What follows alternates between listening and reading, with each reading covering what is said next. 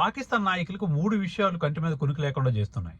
ఒక పక్క భారత్ అటాక్ చేస్తుంటే, ఇంకో పక్క బలూచిస్తాన్ వాళ్ళు పాకిస్తాన్ ఆర్మీ పైన అటాక్ చేయడం, కొన్ని ప్రాంతాలు ఆక్రమించుకోవడం చూసాం.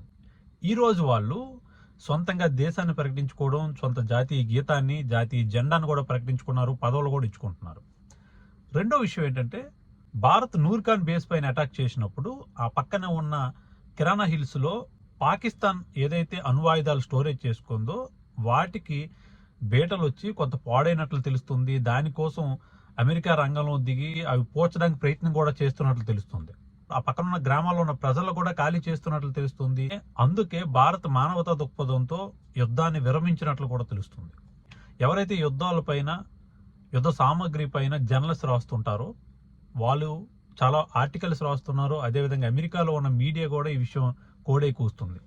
ఇంకా మూడో విషయం ఏంటంటే, భారత్ పాకిస్తాన్ ఎయిర్ బేస్ పైన అటాక్ చేసిన తర్వాత, పాకిస్తాన్ పోర్టుల పైన అటాక్ చేసిన తర్వాత, పాకిస్తాన్ డ్రోన్ని, పాకిస్తాన్ యొక్క యుద్ధ విమానాల్ని, అదేవిధంగా పాకిస్తాన్ రాడార్ వ్యవస్థ పైన కూడా అటాక్ చేసిన తర్వాత, పాకిస్తాన్ భారీగా ఓటమి పాలైన తర్వాత పాకిస్తాన్ నాయకుల్లో అంతర్యుద్ధం మొదలైంది. పాకిస్తాన్ రాజకీయాల అనిశ్చిత మొదలైంది. దీంతో పెద్ద ఎత్తున వ్యతిరేకత వస్తున్నట్లు తెలుస్తుంది.